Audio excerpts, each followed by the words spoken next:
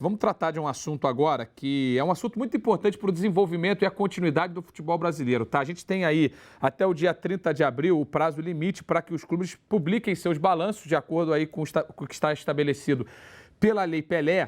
Então a gente já tem alguns clubes divulgando seus balanços e isso demonstra muito do que fizeram financeiramente no ano passado, no ano de pandemia. E claro que tem time que continua sangrando financeiramente. Então eu quero que você mande para a gente aqui na hashtag Último Lance, como é que você, torcedor, se relaciona com essa questão? Acha que vale a pena comprometer um futuro que pode nem ser tão longe assim para vencer hoje ou não? Ou vale a pena segurar um pouquinho hoje para se organizar, não conseguir conquistar aquilo que você gostaria, para lá na frente, mais saudável financeiramente, construir um futuro melhor? Manda aí pra gente, porque, André, esse é um tema que, obviamente, ele levanta aqui e deixa o torcedor. Não é, Não é campeonato de balanço, como a gente costuma falar aqui. Mas a gente teve, no ano passado, a gente está vendo aí o Flamengo campeão brasileiro, que deve apresentar um balanço com déficit de um pouco mais de 20 milhões de reais. O Palmeiras, que foi o campeão da Libertadores e da Copa do Brasil, também apresentando um balanço negativo em relação ao que teve no ano passado, mas são aparentemente exceções, né? Não em apresentar balanço negativo, em conseguir sobreviver a esse ano pandêmico com alguma tranquilidade maior. O que você acha que vai acontecer? O futebol brasileiro está à beira do colapso financeiramente, André? Tá. Eu adoraria trazer uma opinião aqui mais positiva, uma opinião, sabe, olhando e vendo uma luz no fim do túnel. Eu até posso falar que eu vejo uma luz no fim do túnel, mas é do trem que está vindo na contramão. Eu realmente acho que o futebol brasileiro está à beira do colapso financeiro. Você tem alguns clubes que talvez vão conseguir se safar se você tiver um controle um pouco mais rigoroso. Talvez alguns consigam se safar, mas o passivo é enorme, é enorme.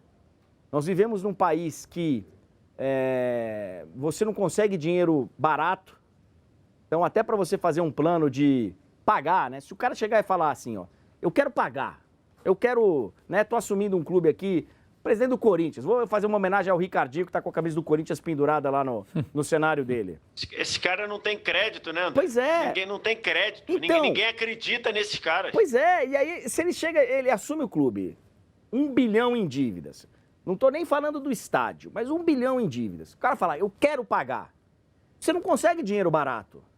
Aí você vai depender ou de uma ajuda de governo, que é uma outra discussão, que eu não quero ir lá, porque eu acho uma maluquice, um país que tem tanto o que investir em outras áreas, se debater em fazer um aporte bilionário para ajudar os clubes, eu acho uma maluquice. E que seria o terceiro ou quarto, né? Sim. Oficial, né? Sim. Seria o terceiro ou quarto oficial. Fora as loterias que arrumaram.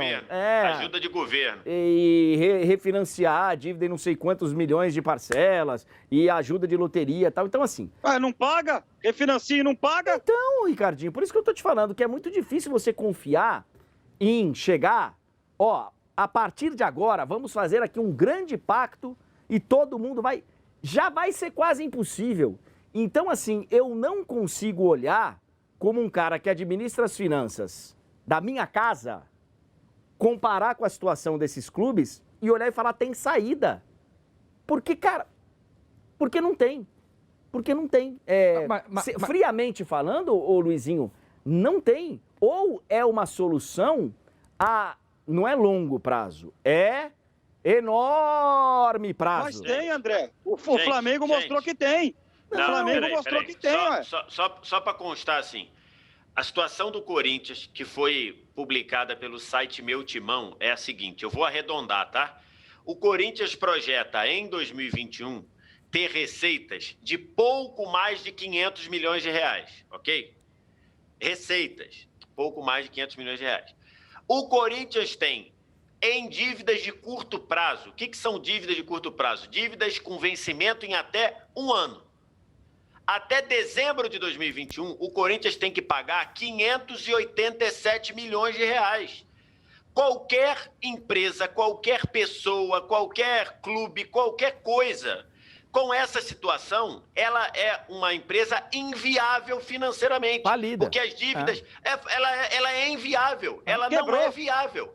Porque ela tem mais a pagar até o fim do ano do que ela vai gerar de dinheiro no próprio ano. Então, aí... E não é só o Corinthians, tem vários outros. Sim. Você tem os casos de Cruzeiro, Botafogo e Mas Vasco, o VS... que caem de 80 para receber 30 na Série B. E então, esse curto prazo que você diz, de contas que vão vencer, já são... muito provavelmente de contas renegociadas da renegociação que chegou no limite. Sim. Então, Só que você não paga a renegociação, André, esse é o problema. Mas então, você não joga só com que, aquilo que o acordo que você fez. Ricardinho, só que você chega no momento em que empurrar, você não consegue mais. Aí começa a colocar em, como é que se chama, como garantia? Hipoteca lá, como é que fala? Hipoteca. Aí você coloca o estádio, aí você coloca a sua sede social, aí você coloca o terreno. E aí sabe o que acontece? Penhora. Penhora. É isso. Penhora. E aí a penhora assim, inviabiliza o clube. Então, Luizinho, eu adoraria trazer uma notícia muito boa, porque eu vivo disso, todos nós acabamos vivendo disso, só que eu, honestamente, eu olho com muito pessimismo e tomo alguns sustos. Nesses últimos 25 anos que eu trabalho com isso, já tomei alguns sustos de falar, cara, o futuro disso aqui está completamente comprometido. Mas assim, André, essa sensação... Olha, para dar uma quebrada aqui no clima, rapidinho, Vitor, só para a gente dar uma quebrada aqui, a gente vai continuar nesse tema. O Daniel Machado mandou uma mensagem, eu vou pedir para todo mundo aqui dar um oi pro... Noah, de 2 anos, que ele viu aqui a gente na TV, falou assim, achou que era uma chamada de vídeo, começou a dar oi pro... Oi, tio! Oi, tio! Oi, Noah! Então, oi, Noah! Obrigado, que isso! Noah. Isso, bem legal aqui a mensagem que ele mandou pra gente. Ele nunca viu tanto tio feio assim, né? Exatamente. Então, assim, depois de quebrado o clima, a gente volta a analisar, porque assim, essa realidade, Vitor, ela é a realidade há muito tempo. Muito tempo. Ela é muito tempo, mas só que aí tem uma coisa. Sempre que eu toco nesse tema, as pessoas sabem que eu sou flamenguista e nunca escondi de ninguém. As pessoas falam, você fala isso, mas você esquece que o seu clube ficou 20 anos devendo assim. É verdade. A diferença aí é a seguinte, quando o Flamengo ficava 20 anos não pagando, o Flamengo foi campeão brasileiro em 2009 sem pagar ninguém. Sem pagar ninguém. Naquela época, as cobranças, os módulos de controles eram outros. Você não tinha penhora naquela época, você ia empurrando com a barriga. Você ia, vai vencer essa aqui, pego um dinheiro aqui, tiro... Hoje, você tem uma série de coisas. Para você assinar patrocínio, dependendo do patrocínio, você precisa de certidão negativa, você tem penhora, você tem... proibição de contratação. Proibição de contratação. Você tem uma série de coisas que não tinha lá. Outra coisa que o Ricardinho falou do Flamengo, gente, vamos lá. O Flamengo em 2013, o que fez? O Flamengo em 2013, ele tinha, quando assumiu o Bandeira e parte dessa diretoria que está aí hoje, o Flamengo tinha a novidade do novo contrato de televisão, que era ali na casa de 100 milhões de reais. O Flamengo pegou o Wagner Love, devolveu para a Rússia porque não tinha dinheiro para pagar, usou essas duas coisas para ir ao mercado e arrumar 70 milhões de reais de empréstimos a juros baixíssimos, pegou esses 70 milhões, comprou jogador? Não. Começou a pagar as dívidas de curto prazo. Foi assim que o Flamengo fez. Foi assim que o Flamengo fez em 2013. A base, tem várias outras coisas, corte de custo, um montão de coisa. Mas a base era isso. Ele pegou 70 milhões de reais, olhou e falou, eu te devo quanto? Te devo 300 para pagar em 6 meses. Eu vou te dar 150 agora. Quero. Beleza, mandou uma. E foi isso que o Flamengo fez. As outras dívidas renegociou no longo prazo. Assim o Flamengo se recuperou. E, lógico, depois vendeu Vinícius a 45, vendeu Paquetá a 35, foi uma outra coisa. Mas hoje, ninguém tem um lastro para ir ao mercado pegar 100 milhões. Ninguém tem. Porque ninguém... Primeiro que o dinheiro hoje... O custo do empréstimo vai ser gigantesco. O custo do empréstimo é gigantesco. Está muito maior e hoje nenhum banco, nenhuma instituição vai olhar e vai falar, clube de futebol, eu vou dar 100 milhões? Você tá maluco, Mas aí, Vitor, mas aí o que faz no caso do Corinthians que você falou aí? O Corinthians vai pedir empréstimo pro empresário que tem jogador lá dentro. Aí, meu filho, aí não tem volta. Aí não tem volta. Não, aí mas não tem volta. Aí o Marcelino é uma bola de neve. O Marcelino... O Donos da Bola, que é o programa do nosso craque Neto, aliás, tem que convidar o craque Neto para vir no último lance, hein? Verdade. Porque o horário pro último lance dá, pro horário pro Nada, ele tá na Neto. rádio, no Donos da Bola, na rádio. Mas aí ele vem, se falar com ele, ele vem. Ele falou na segunda-feira ou na terça-feira, o Corinthians deve 33 milhões ao empresário do Pedrinho, 33 milhões, 11 milhões ao Bertolucci, mais 10 milhões ao Carlos Leite, mais 7 milhões olha só, ao outro. Ô Luizinho, mas só para deixar claro, Luizinho, tudo isso é lindo. E eu falei que alguns poucos times conseguiriam sobreviver hoje, se passasse a ser um negócio de controle rígido e tal. Flamengo, o Palmeiras... o Grêmio, que anunciou aí um superávit de 40 milhões. Os do Nordeste, seria Fortaleza, pouco. Ceará, Bahia. Sim, até a hora que passar 3, 4 anos sem título. E aí começa tudo de novo. Porque hoje o torcedor do Flamengo, ele tá confortável. O time é bom, é campeão, sabe? Por que você acha que o São Paulo é um dos times que até outro dia era exemplo e hoje não é mais e tem uma baita dívida também? Não é coincidência o fato de não ganhar título, porque vai virando uma bola de neve. Aí vai investindo mais, vai investindo errado, a torcida cobra, e aí, cara, vira um negócio, vira uma loucura, porque... Então não vai acabar nunca, André. Não acaba... Então não vai acabar, não. Mas eu olho com pessimismo. Eu vejo poucos sobrevivendo. Então, isso só não pode estourar, sabe aonde? No nosso bolso mais uma vez, né? Pois é. Por isso que eu tô falando. Isso só não pode estourar no nosso bolso mais uma vez. Porque é um país que tá aí, um país que não consegue dar auxílio emergencial para pessoas que estão morrendo de fome.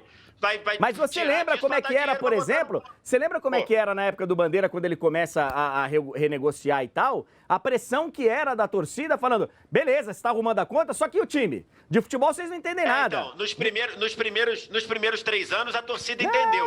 No segundo mandato dele já começou uma pressão. Por isso que eu tô falando. Durante um tempo o cara entende. Quando fica na fila sem título, o cara já vai começar, tá bom, bacana, tá, mas e aí? Mas aí já estava previsto começar a investir mais. Investiu no Guerreiro, investiu no Diego. Deixa eu só ler aqui uma mensagem, Ricardinho, ó. Deixa eu ler aqui, depois você fala, Ricardinho. Marcelino, que foi Fanáticos aqui, foi representante do Corinthians no Fanáticos, lá no Esporte Interativo, sabia tudo de timão. Falou assim, a situação do Corinthians é desesperadora, pré-falimentar, estou realmente preocupado. Claro. E eu acho que é uma sensação que outros tantos têm, e a gente já está vendo aí Vasco na Série B, Cruzeiro na Série B, Botafogo na Série B, e o Corinthians que brigou para não cair no ano passado e esse ano deve ter uma briga mais forte para ficar. Se alguém não tiver dó, e eu sou contra que a dó seja governamental, porque senão o dinheiro é nosso, como disse o Vitor Sérgio, sou contra. Vocês passaram aí o tempo todo fazendo besteira, agora se virem. No meu modo de entender. Agora, se não tiver ou um milionário que apareça lá e ajude, ou muita paciência do torcedor e tal, não sei o quê, não tem como solucionar, cara. Não tem. André, mas você sabe, se não tiver paciência assim, ou uma ajuda grande, não tem como solucionar. 1 bilhão de dívida, ô Ricardinho, imagina, faz uma simulação de um empréstimo de R$1.000, só para você ter uma ordem de grandeza. Vamos supor, 1.000, 1 bilhão, vai, quanto é que um Corinthians poderia pagar por mês? Vamos supor aqui, vou falar alto, tá? Vou falar alto. 50 milhões, é impossível, mas vou falar 50 milhões. 50 milhões é o quê? Dá 5% de um bilhão? Muito mais, muito menos, isso, né? 5%. 5%? 5%. 5%. 100 milhões é 10%. Vou colocar menos. O Corinthians não consegue pagar 5 milhões por mês, tá, de dívida. O Corinthians e acho que poucos times do Brasil. Mas vou colocar 5, que é 0,5%, não é isso? Isso. Compara com R$1.000. R$1.000, 0,5% de R$1.000 seriam... R$5, não é isso? R$5? R$5. Imagina você pegar um empréstimo de 1.000 com um cara, você empresta R$1.000. Eu vou te pagar 5 por mês. Você vai pagar. E não ter os 5. E não ter os 5. Eu tô supondo que tem os 5. A ordem de grandeza é essa. Só para ter um dinheiro que a gente consiga ver. Eu tô emprestando R$1.000 pro cara me pagar R$5 por mês. Quantos... Aliás, se você quiser fazer esse empréstimo aí 5 por mês, eu faço contigo, André. A chance é zero. Chance é zero e você tem crédito na praça, mas a chance é zero. Então, mas o que eu não consigo aceitar, André, é o seguinte. Eu tenho uma empresa se eu não pagar as dívidas da minha empresa, ela vai fechar. Sim. O governo vai vir e vai fechar, não quer saber. Não quer saber. Os clubes de futebol, eles conseguem renegociar ano sim, outro também. Sim. Se eu deixar de pagar o financiamento da minha casa, eles vão tomar a minha casa. Então é o seguinte, os clubes têm que ser fechados também. Se os clubes não tiverem como pagar, eles têm que fechar, como acontece no mundo inteiro. Só aqui que não acontece, pô. Ô Ricardinho, eu vou passar uma aqui para você, que é uma mensagem... É a muleta de ser uma associação sem fins lucrativos. Que é isso. Não, e aí é política, né? Então, imagina você ser o governador, ou o presidente, ou o prefeito, que fecha as portas do Corinthians, ou do Flamengo, ou do Vasco. Você tá morto. E assim... A não ser que você esteja se aposentando, né, André? Tô me aposentando da política, vou fechar isso aqui. Mas aí o cara não consegue sair de casa, o cara não consegue mais sair de casa. Porque aí tem o seguinte, né?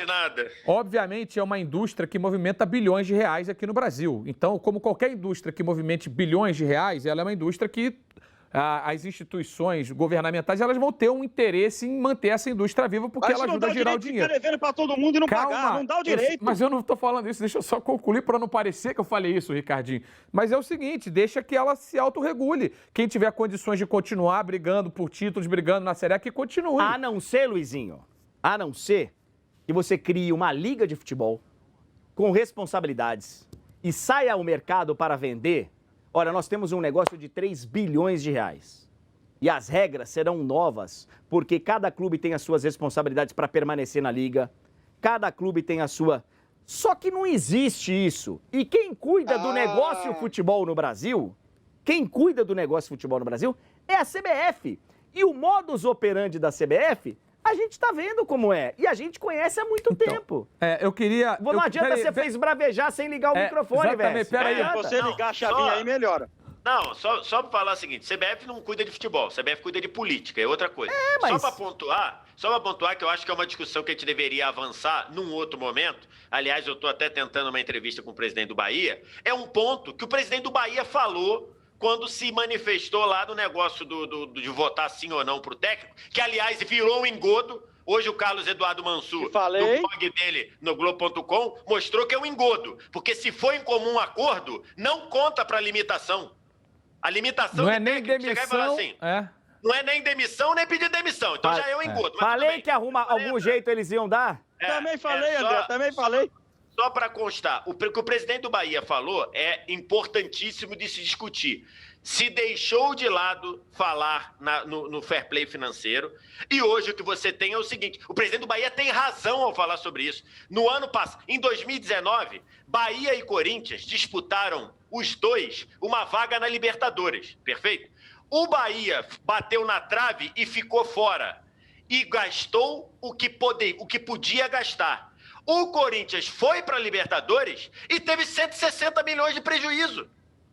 É lógico que o Bahia foi prejudicado. É evidente que o Bahia foi prejudicado. Esse debate tem que ser trazido à tona. Porque o Belintani, ele fica onde ele pode com gasto e bate na trave da Libertadores. O Corinthians gasta 170 a mais do que recebeu e foi para a Libertadores. Então, você fez uma pergunta relacionada a isso, Augusto. Não ter ido, mas você fez uma pergunta nessa linha. Tudo bem, mas pro Bahia, o Bahia perdeu, né? Você fez uma pergunta relacionada a essa aí, nessa linha, pro Guto Ferreira, na semana passada, domingo, sábado ou domingo, agora não lembro exatamente.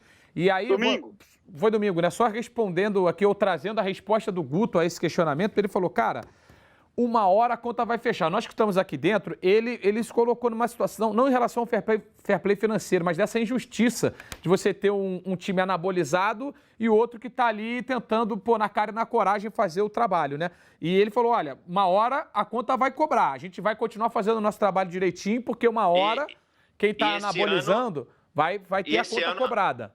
Esse ano aconteceu com o Ceará. O Ceará bateu na trave de Libertadores e tem clube que gastou muito mais do que pode na Libertadores. Sim. Então, assim, clube que não pagou ninguém conseguiu a vaga. Então, o Ricardinho, até para você responder aqui debate é importantíssimo. Responder aqui ao Tartaruga Man. E aí eu vou passar para você que sabe tudo do Santos. Ele falou, o Rueda tá fazendo um trabalho incrível com o financeiro do Santos. É isso mesmo, Ricardinho? Já fechou patrocínio Master, fechou mais 3 patrocínios, são 10 patrocínios com o Santos hoje, coisa que não acontecia há muito tempo. E rapidinho, aproveitar para falar do Santos, hoje trouxemos com exclusividade no portal da TNT, que o Soteldo chega amanhã ao Brasil, já está no voo do Panamá para o Brasil, e Santos e São Lourenço, que estava marcado para Brasília, o Santos já está vendo a possibilidade de ter que jogar no Paraguai, porque aqui em território nacional, o jogo da volta dia 13 da Libertadores, está cada dia mais complicado jogar no Brasil. Ó, o Alberto Santos está falando aqui, 6 times da Liga Chinesa de Futebol foram expulsos da competição por questões financeiras. O Douglas Cavalcante quer saber quem... Se acontece aqui, não tem mais liga. Isso. Quer saber quem foi que deu a procuração para a CBF administrar a seleção. Então... E tem uma aqui, André, que eu vou mandar para você, que é do Jonathan Céspedes. Diz assim, ó, o futebol brasileiro deveria seguir o modelo americano, tetos de salários, draft, calendário... Mas não tem como fazer draft aqui, porque você tem um jogador sendo formado no próprio clube agora. O draft acho difícil, mas se você organiza uma liga com regras... Porque não adianta nada hoje, Flamengo, Palmeiras, Grêmio, sei lá, os times que estão saudáveis, entrarem com qualquer tipo de ajuda que seja, não precisa nem ser financeira, mas de entrar para equilibrar a liga, porque hoje... O torcedor do Flamengo quer mais continuar comemorando o título, o do Palmeiras quer continuar comemorando o título. Eles não querem necessariamente uma liga mais equilibrada. Então, é um preço a se pagar para os clubes que se organizaram e que estão saudáveis, você juntar todo mundo e ajudar todo mundo. Vamos criar uma liga para que tu... né? É um preço a ser pago e que gera um custo, nem que seja de cobrança do seu próprio torcedor. Porque você vai ajudar a fortalecer um Corinthians, um São Paulo, clubes que hoje estão mortos. E aí você ajuda a reerguer esses times para um dia ele tirar um título seu. Então precisa ter uma organização muito séria, com regras e compromissos sérios e com penalidades altas. Mas sabe o que acontece, quando André? Que isso no futebol... No futebol brasileiro, Luizinho, eu adoraria. Mas eu não vou ver na minha geração isso acontecer. Mas André, a regra... Peraí, sabe rapidinho, Vitor, porque a regra do jogo está estabelecida, tá? A regra do jogo está estabelecida nesse momento. E tem time que, cumprindo a regra, está conseguindo sair do buraco, está conseguindo fechar no azul. Então, Luizinho, assim, eu sei... E aí é o seguinte... Mas existe aí uma máquina... Sabe? Existe uma injustiça gigantesca por quem está fazendo um esforço. Gente, por isso que eu tô falando. Por isso que eu tô falando que... Agora, você não vai conseguir salvar sem um preço a ser pago por alguém. Porque sozinho... fazer a primeira gente, liga, sozinho... Pera, eu sei. Pô. Eu vi. Agora, olha só, gente, espera um pouquinho. A Liga do Nordeste mostrou que pode ser viável, que pode ser... Tem compromissos, tem... Só que essas dívidas, elas não são pagáveis sozinho, sem compromisso de uma competição, sem envolvimento de um, sabe, de gente grande junto, porque não tem crédito, não tem... Eu vejo com... Não adianta, cara. Eu sou dono de uma grande empresa, acabei de... Eu nem fui buscar o dinheiro, porque eu nem estava precisando, mas eu ganhei aquela Mega Sena lá e não fui buscar. Hoje deu o prazo, eu não fui buscar. Mas supondo que eu tivesse ido lá, tenho 160 milhões, eu quero ajudar alguém. 160 milhões. Eu quero ajudar um clube de futebol. Eu vou botar o meu dinheiro num clube de futebol que hoje é administrado desse jeito, que o campeonato que eles têm, vira e mexe, os próprios presidentes falam que o campeonato é arrumado, que o campeonato já tem um asterisco. A própria competição que eles fazem, eles mesmos detonam. Eu vou colocar meu dinheiro nisso? Por isso que não for um negócio que envolva todo mundo e uma credibilidade, regras e controle rígido, não adianta, porque eu não quero me meter com essa gente. Ô, VS, bem rapidinho, por favor. Rapidinho, só para constar, não dá para comparar com os Estados Unidos, por quê? Porque as ligas profissionais dos Estados Unidos, elas pensam primeiro no produto, do tipo, o time do New York Knicks, ele deixa de ganhar alguma coisa para compensar o time de Milwaukee, que é um mercado muito menor. Isso nunca vai acontecer no Brasil, porque a regra do Brasil é, para chorar minha mãe, chora a mãe dos outros. Então isso nunca vai acontecer no Brasil. Não é a nossa geração, não, André. Os nossos tataranetos não verão isso no Brasil. Mas gente, existem tantas diferenças e uma das principais é acesso e rebaixamento. Porque lá não tem, aqui tem. Como é que você vai fazer? É diferente. Bem, mesmo assim, é diferente. Mesmo assim, você não pensa no produto, você pensa no seu. Isso sim, mas o produto pode ser mais fácil ou mais difícil de ser administrado com ou sem rebaixamento. É um papo que a gente pode até ter aqui agora no Cobrança nosso do torcedor intervalo. é diferente.